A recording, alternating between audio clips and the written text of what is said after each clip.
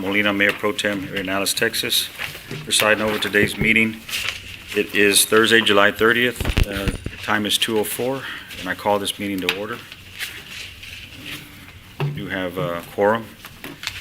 The invocation is going to be by Deacon Willie Yelverton with the First Baptist Church, and the Pledge of Allegiance will be by Councilman Beltran. Okay.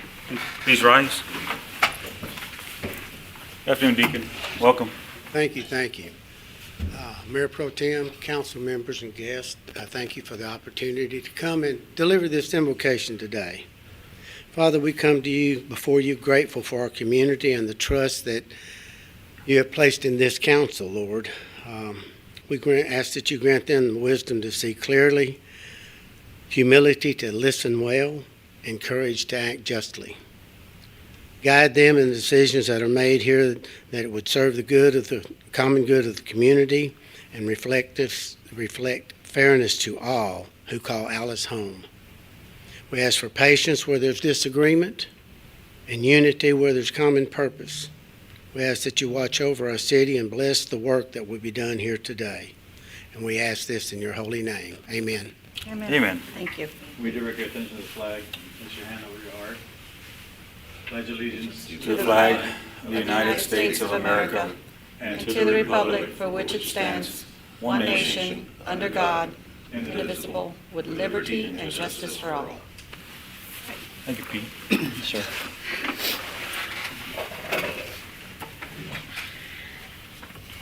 Thank you, Deacon Yelverton, for that beautiful prayer. Appreciate that.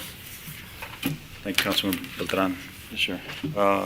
On to agenda item 3, public comments. No public comments, Joe? Yes. Okay. Okay. Agenda item 4, hear presentation from BKCY to discuss, consider, and act upon award of contract for group employee medical insurance, including stop-loss insurance, administrative services, third-party administrative services, group captive insurance, pharmacy benefit manager, and other insurance services, and to establish funding levels for the insurance premiums for affiliated agencies, appointed positions, and elected officials for insurance plan year 2027 at the fully funded, fully insured premium. Good afternoon, council members, Mayor Pro Tem. Appreciate your Welcome. opportunity. Jump right in it today. I know y'all are probably getting tired of seeing me, but I don't think that we can spend enough time together, honestly. So this is an important issue for everyone. So number one, just kind of to recap where we've been. We spent a lot of time early on doing some reporting review and claims and financial reporting with the finance and HR staff to establish really a clean baseline. And then we started in March with renewal planning, strategy sessions, reviewed the Blue Cross Blue Shield initial renewal, issued in April. We did an RFP to review TPA, stop loss, pharmacy administration, and all different partially self-funded options. Proposals and best and finals, we worked with some finalists to work things through. And we had our staff, meet with multiple pharmacy management companies, multiple TPAs, administrators. Sorry for my lingo. If I use lingo and you don't know what it is, smack me, okay, or throw something at me. And multiple third-party administrators to kind of review what was the variances in those. And so really kind of getting into what are the things that we had to look at and what is it. So just kind of reiterate the framework of our health plan. We have fixed cost. This is what we'll definitely pay every year. So we have our administrative costs that go into that bucket, stop loss premiums. These are known guaranteed costs on a monthly basis based off the number of employees. Expected costs, and just so y'all know, I am on page 22 of your packet. I don't know if it should look like this there. Your expected costs. This is what we expect your claims to look like. TAD didn't dream these up. These are based off underwriter guidelines, actuary guidelines, and claims history over the past 36 months. So it's not like I just threw some spaghetti on the wall and came up with a number. And then maximum cost. The stop loss company sets that rate, meaning that that's the maximum that the employer is going to pay, and then their insurance is going to pick up after that. So those are our three main cost figures that we'll be looking at in there. But before we get to those decisions, we really have to look at what do our contract structures look like. And so those are two decisions before the carrier decision, because we're leaving possibly Blue Cross Blue Shield, which is a little bit different. They're what we call an ASO versus a TPA, or Administrative Services Organization versus a third-party administrator. And so when we look at that, we have to be able to guide you through the right contract analysis. So currently, you have a contract that covers everything since you were with Blue Cross Blue Shield. So going back 2 or 3 years, you've started with Blue Cross and they're covered all claims through that period of time. So when we leave them, we have to know what we're going to do. So what are we going to do with those claims that happen today that don't get paid until December or January of next year? So they have a provision in their contract to help us cover that called terminal liability. So we don't need coverage on our new stop loss policy, but we need coverage to make sure that when we do get to the end of our next plan year, we don't have a gap. And so when we look at the cost analysis, there'll be some that stand out immediately at us, like, oh, that looks like a lot of savings. We should investigate that. And we did investigate that. And we looked at what the gap analysis would be like. And so that's a 12-12 contract is what you'll see on the pricing spreadsheet. And then you'll see the 12-18 contract, which is our recommended. What that 12-12 means is any claims that incur between October 1st of 2026 and are paid by midnight, September 30th, 2027. Okay? Anything that isn't paid before that isn't covered under our stop loss. We're accepting additional liability in that 12-12 contract. We anticipate most claims being paid within 3 months, but some can take up to 6 months to be adjudicated and paid out and submitted. So our standard practice is to look at a 12-18 contract for protection, because we know what's happening to the claims that we're leaving behind September 30th this year, and we've got to make sure that we take care of those that have not been paid September 30th of next year. And so we have a 6-month run-out period that any claims that happen between that time period of October 1st of this year, September 30th of next year, and that are paid before April 1st of the following year, 18 months. Any questions on that? So as we look forward at those financials, as I said, you're going to see that 12-18 Occident. Well, Tad, why would you recommend something that costs a little bit more? Did you talk to the city manager about this? Yes, I did. Okay. But the 12-12, while it does lend some options, you'll see in a later slide, there's a laser attached to it. Okay, and a laser means one individual has been isolated that the insurance company has said, well, we're going to assess an additional $300,000 worth of liability on that one person. Well, that's not always the best contract. It's not the worst thing in the world, because it keeps our stop loss premium, our insurance premium lower, but it increases our claim liability. So we want to manage that to a certain degree.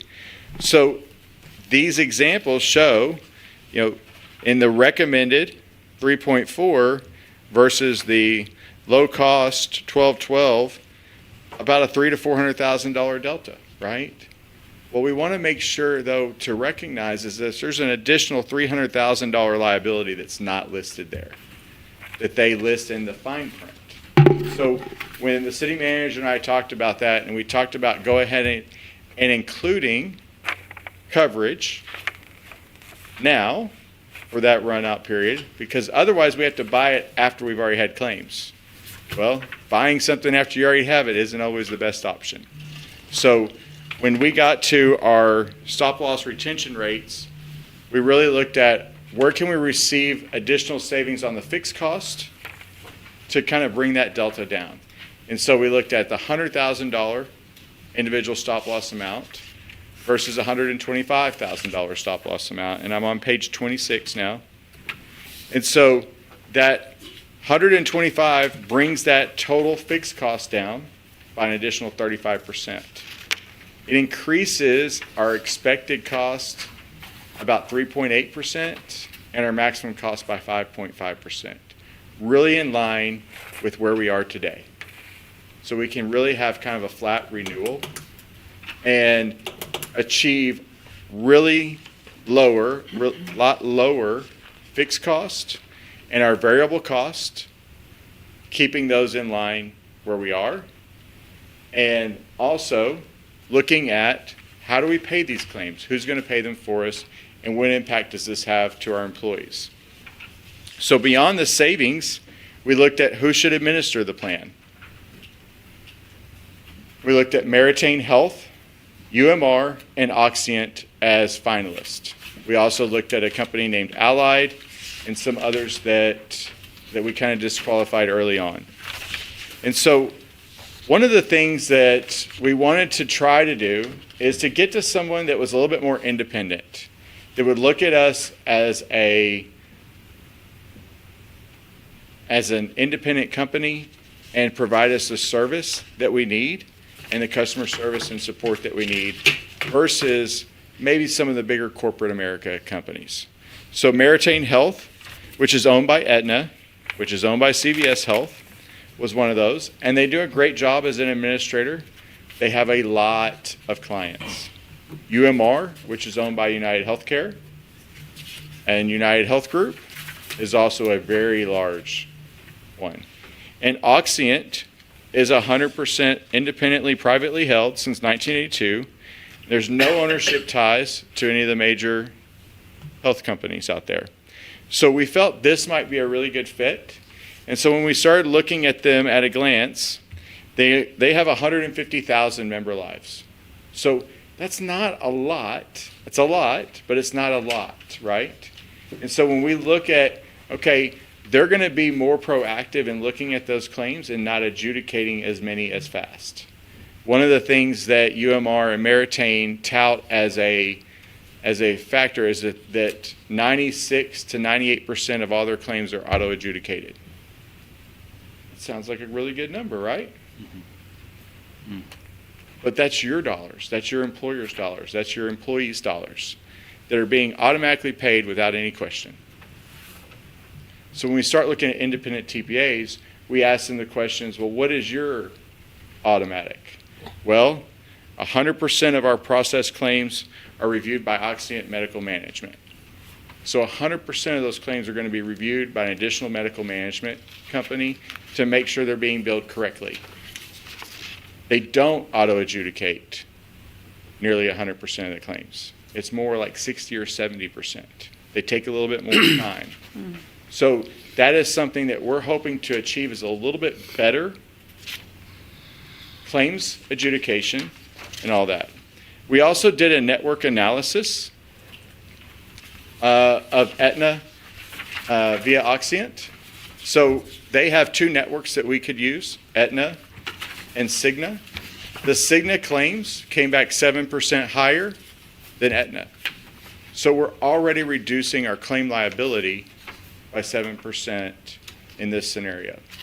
And there's a 98% match rate to the city's actual claims providers and all the claims paid. So we took all those claims over the past 12 months, ran them through network analysis to see which one would price better, and 98% match.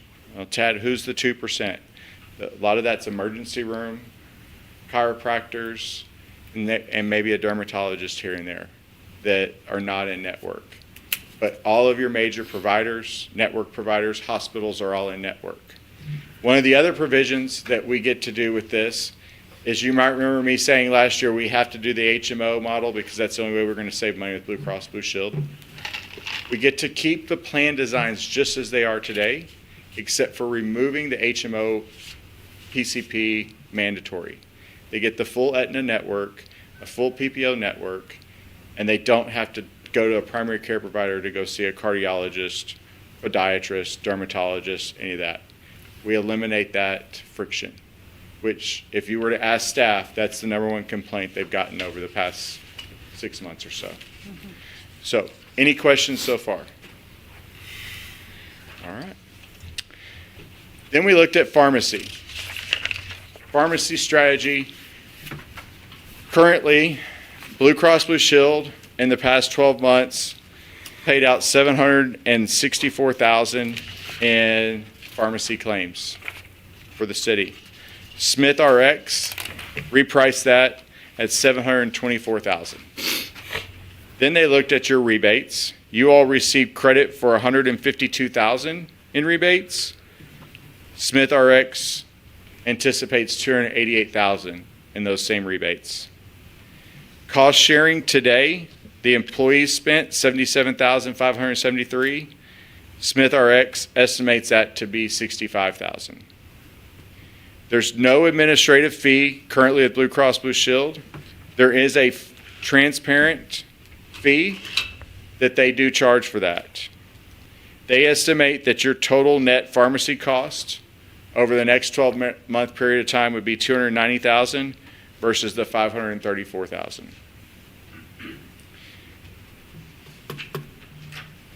That is the real savings in all of this, is the pharmacy savings.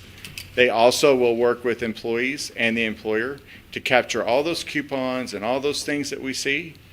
And when a member does engage for a high-priced drug or something like that, they have programs to help that member either find additional programs to support them through that, additional coupons, and also other ways to fill those prescriptions. Is that part of the administrative program fees? Yep. All right. So then we looked at, well, where can we buy stop loss, right? And so we looked at the traditional stop loss market, and then we also looked at the captive market. And the captive market is really on fire right now, if you will. It is being aggressively marketed to mid-sized employers, and as part of that, you're getting a lot of benefits. And when I educate people about the captive programs, I like to equate it to a Costco or Sam's membership. I know that's really bad to say about healthcare, but people value Costco and Sam's a lot. And one of the things that you get at Sam's and Costco over and beyond your low-price groceries or things like that is you get a hearing check, you get access to their pharmacies, you get access to their gasoline, which saves 10 to 20 cents a gallon. You get access to their travel clubs, you get additional coupons, you get rebates, things like that. That's what joining a captive to buy your stop loss is like. Not only does the city get a greater benefit, they also get a percentage of to be a member, they become a member of that. And so they get education, they get additional conferences, and the employees get additional services. So I highlighted a couple different services here. There's a whole packet on the savings programs and things that are available. But I really like these three because cancer care is something that's near and dear to everybody's heart. That this is a special program. If I'm diagnosed with cancer and I have this program, which I do have this program, then I can reach out to Cancer Care. They're going to provide an advocate. They're going to help me get second opinions. If I want to go to MD Anderson, they'll help me get to MD Anderson. They'll help me get to Texas Oncology. And they have specialized programs to support members and their families with cancer. Valence Surgical and Imaging. We're all, at a certain age, supposed to get colonoscopies and mammograms and different things like that, as well as occasionally we have to get an MRI or a CT scan or an X-ray. If a member reaches out to Valence for any of those things, the member pays $0 when Valence schedules it for them. So if you think about an MRI at the hospital can be $1,500 to $2,500. Okay? If usually, not in all cases, usually we can wait a couple days to get an MRI, right? It's not an immediate thing. Sometimes it has to be immediate. We can wait a couple days and we can work with a concierge to help us with this, we can achieve lower cost. So Balance does that, gives the member, the employee, a zero cost share for doing that. And by them going through that, the city or the employer gets to save on that additional cost. Instead of it being a $1,500 MRI, it becomes a $300 to $500 MRI. Instead of that shoulder surgery being $50,000 to $100,000, it becomes $25,000 to $30,000. And that employee can get a surgery at $0 then. What are we doing with all of these programs? We're leading employees to the best sources of care to help them save their own money as well as save their employer money and giving them services. Excuse me. Sorry. Yes. What? I have two questions in Okay. regards to Balance. First, where are any Balance providers located in Jim Wells County? I don't know. Probably what they would do in Jim Wells County, they would probably send them to Corpus. There are none. Right. There are none, right? Okay, and how many are located in Nueces County? There's probably several. Okay, do you know how many? No, because each time someone does an outreach for an MRI or a surgery or anything like that, they are coordinated with, and that's, I understand how it works. What you do is you contact Balance. You have your 800 number, you contact them, and then if there's a provider that they have that's a direct service provider in their group, they set you up with that direct service provider. If not, then what they do is they try to cut a deal to allow the services to occur at this for whatever rate they can have, and it's all negotiation. The provider on the other end of the line can always say no. Is it something that occurs?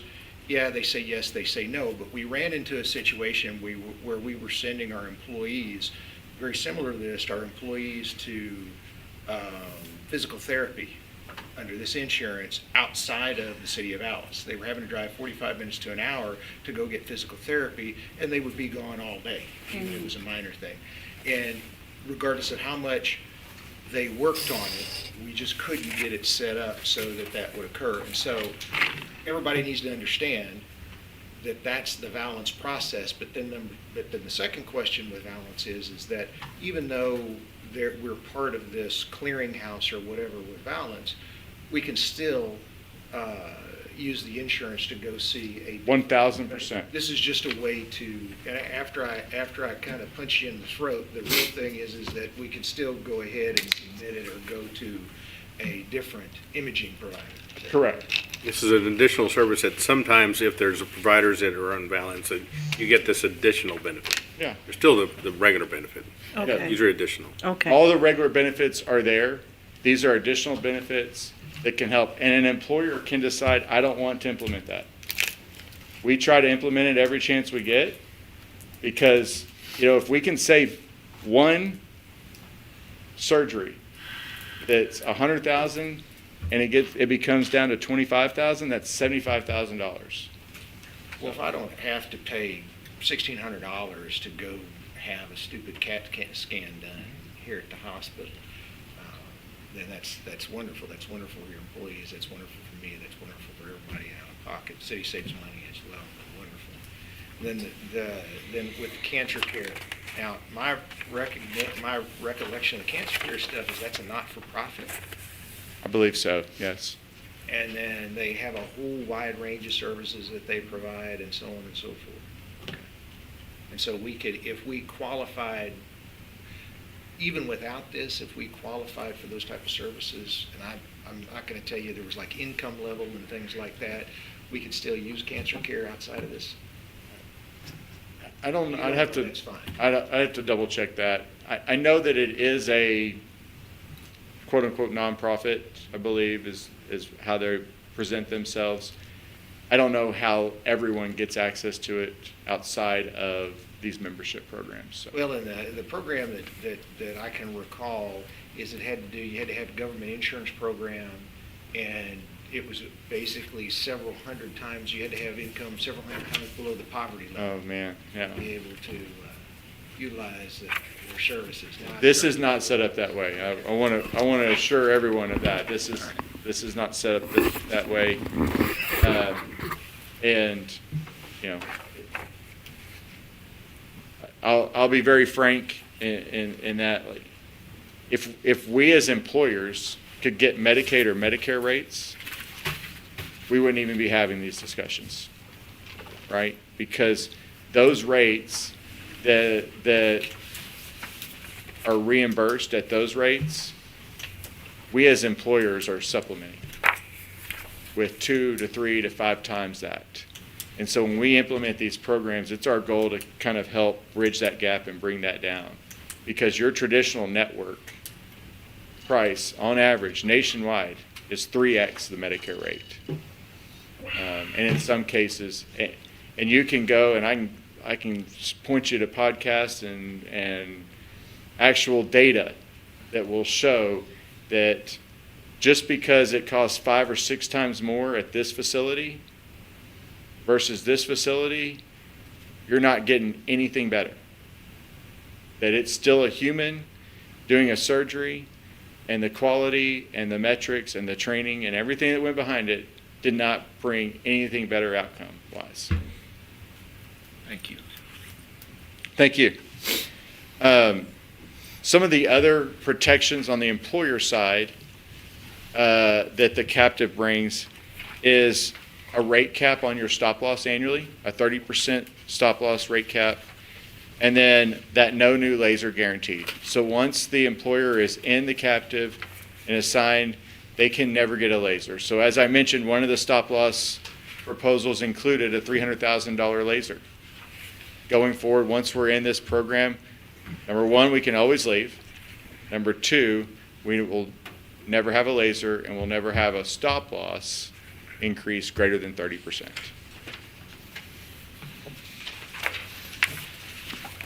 Cost comparison versus the renewal.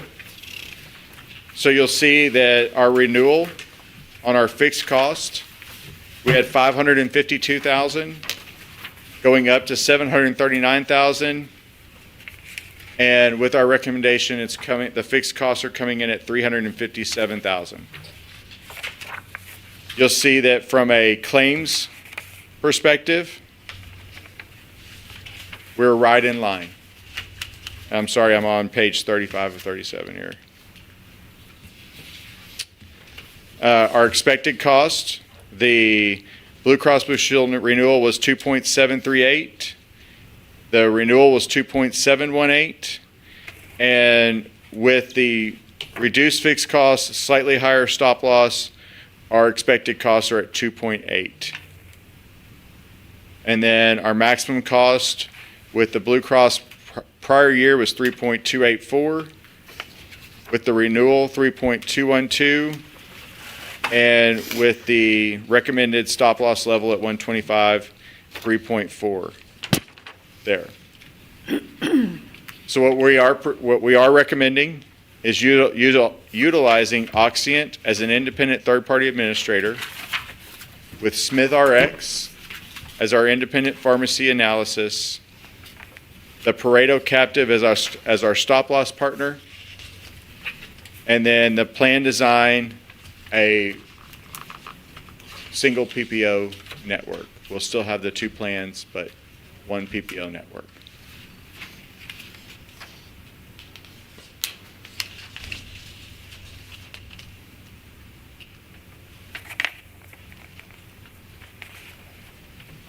Any questions?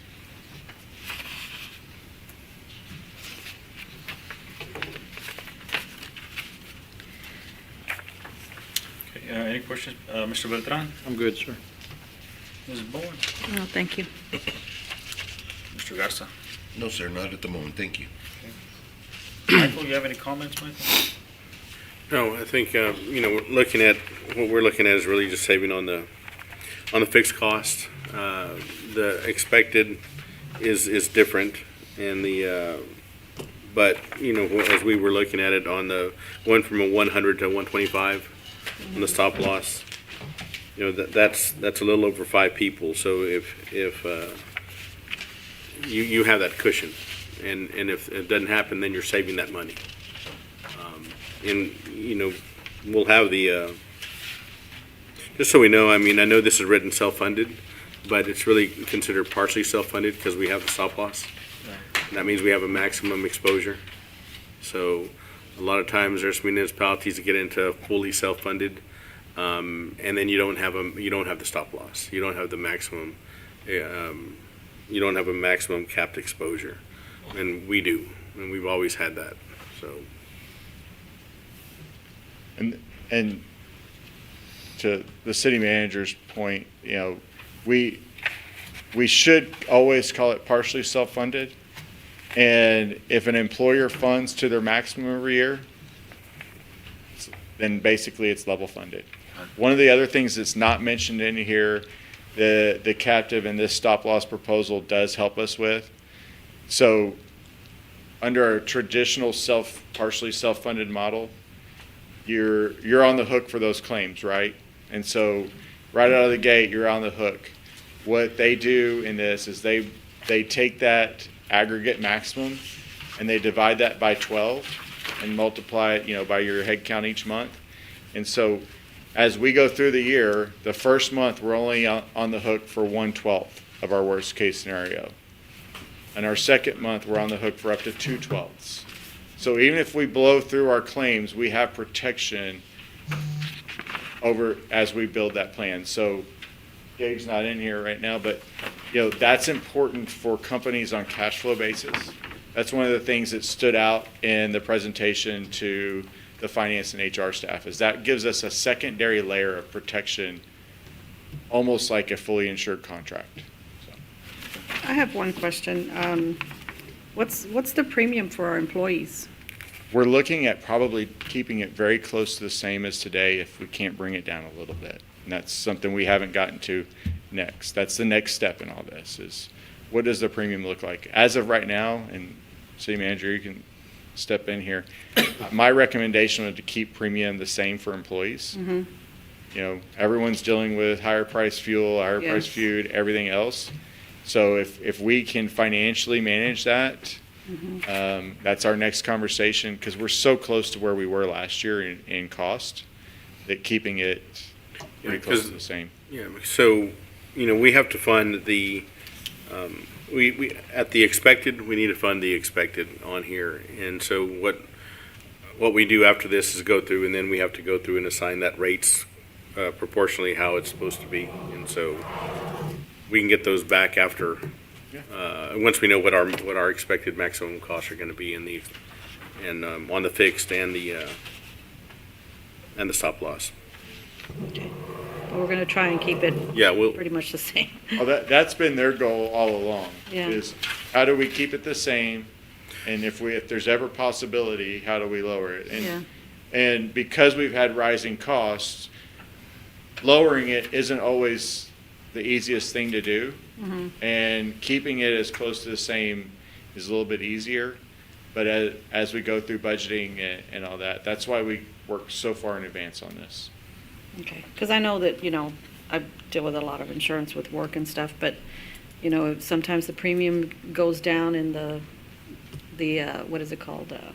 deductible. The deductible goes up. So we're Plan not designs. changing any deductible. Plan design's going to stay the same, and then we'll assign the rate. So this is why we've done the first part on the ancillary and Right. voluntary.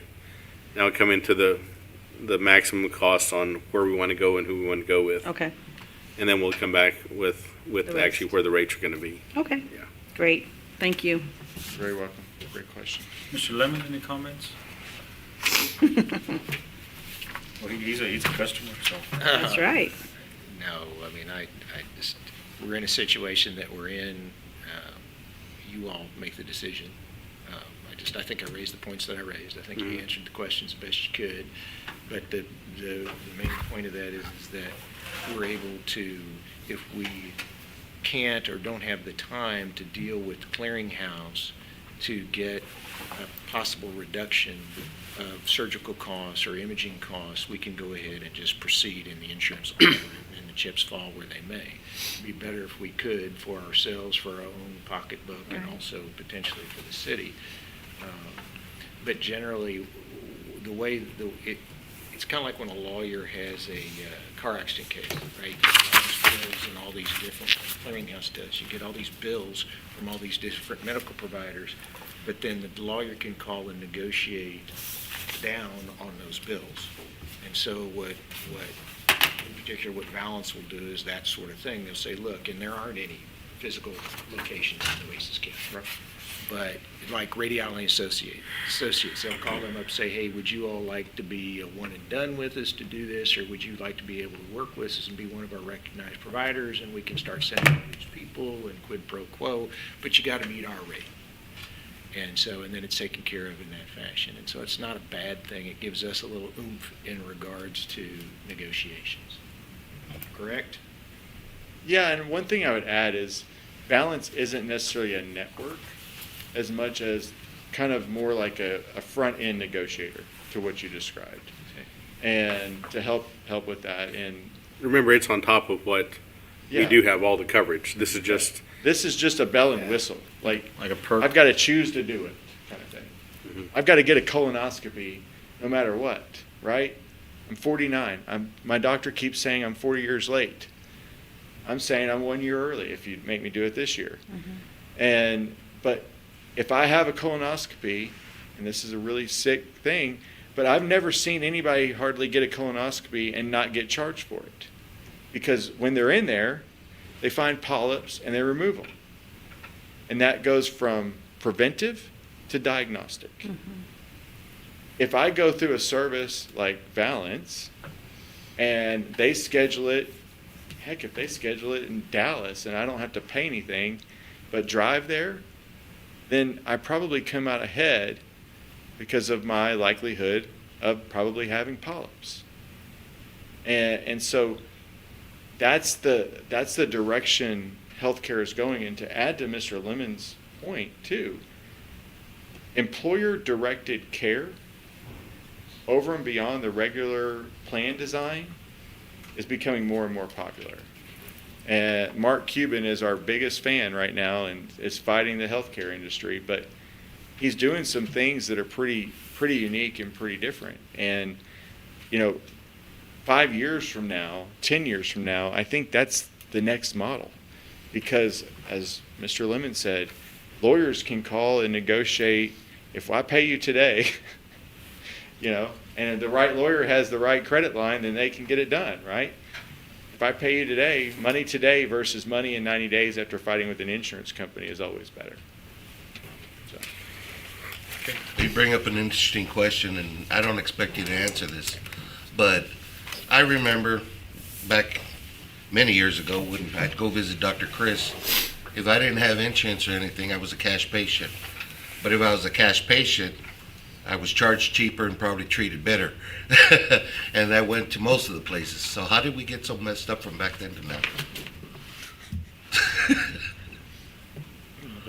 I probably don't have an answer now. Yeah. Well, I'll give you my opinion, and that's all it's worth. I have a good friend that's an orthopedic surgeon. He hasn't gotten a raise in 15 years. The only way he gets a raise is if he does six or seven surgeries a day instead of 4 or 5. Yeah. But what is the rhetoric that we all get? And he works for a big national healthcare company. Every year someone's walked in and told y'all the insurance is going up. And it's the cost of care, right? How does he get paid the same, but the cost of care goes up? And if you actually talk to providers, they'll all pretty much say the same thing. And pharmacy has a big part of it, but what was the light bulb for me is Chris Klump, who is our current, one of our CMS gurus in DC. And I think he's probably as middle line as anyone gets in this. But he said it best. He goes, when I got in there and I saw the differential between what we as a nation were agreeing to pay for some of these drugs on Medicare and what other nations were having to pay for them, it was eye-opening. And he said, and so we've all asked that question, how come people get drugs from Canada? And here in Texas, how many times have we known someone to go to Mexico and get a drug? You know, people have medical tourism and go to the Bahamas or Jamaica and get surgeries or wherever, okay? We all know that example. But he made it very eye-opening for me. He said, England is negotiating for all of England. Germany is negotiating for all of Germany.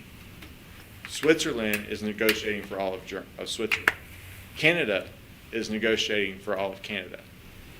So there's one payer in all of those countries that is paying the bill. And so when Pfizer shows up and they say, yeah, your drug's great, we'll give you $300 for it. Well, but we actually spent, $30 billion developing this drug. Great, we'll give you $300. This is what you anticipate our usage will be. We'll give you $300 for each person that uses it per month or whatever that is. In the U.S., what happens there? And other countries that don't have a single payer. Well, now we got insurance companies saying what the cost is going to be, and Pfizer says this is what we've got to get. That's what's messed up. Appreciate you. Yeah, back to the cost of care, like I want to just propose this to you. I was cleaning a knife and I slit the top of my knuckle, this finger right here, and I went to the emergency room. How much do you think that visit cost me? I was there probably. Cost you? Uh-huh. Well, all together, I mean, the total price, the total cost, I was there an hour. $12,000. You're close, it was almost 10. Yeah. And that's because I walked in, I hadn't even registered yet, went in there, they kind of cleaned it a little bit, they said, I didn't even get stitches, they just put some Dermabond on it, gave me a tetanus shot, I didn't even see a doctor, I just got a bill from a doctor that I said, I didn't even see a doctor, it was a nurse practitioner, just put some Dermabond on me, give me a splint, sent me home. And I mean, like I said, just under 10 grand. So, when my father-in-law passed away, I had all my nephews here, we had all the family here, and they just, Texas Parks and Wildlife released a bunch of trout in a little city pond, and so he was a hunter and fisher and all that, and so we got to take everybody fishing and catch those little bitty trout and little things. Well, the biggest kid out there goes like this, and he had the biggest hook on there, caught me. Oh. I'm over here tying a knot, caught me. General, I never felt anything like that. maybe to approve the plan design So I'm like, I'm gonna be calm as on presented. this. That's how I knew, And if we need a- because I went to the local ER, standalone ER, and got that nearly same bill. They cut it, pulled it out, tetanus shot, and billed my insurance over $10,000. And my part is still like $1,800 that I'm actually making payments on, which is a lot, for Yeah. me, but it's Are just you, crazy. are you on this plan, or are No, you? sir. No, I have Blue Cross Blue Shield with my own company. Recommendations of. Call Mr. Lemon and see if he can't make a phone call. Right. That's right. We'll do that. Jewelry killer. He told me to talk to you about advice on Suing somebody. yeah.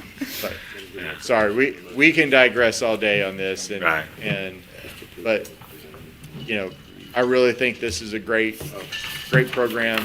It's very similar to the program that I'm personally on, and I'm on the Aetna network. I'm in the captive. I live and breathe it. So, We appreciate all your diligence, sir. Good. Thank you so much. Yes, thank There are no more questions. I'll entertain a motion.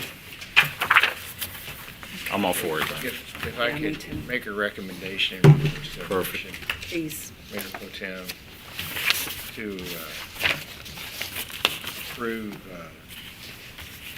the insurance package and analysis presented. I'll make that motion.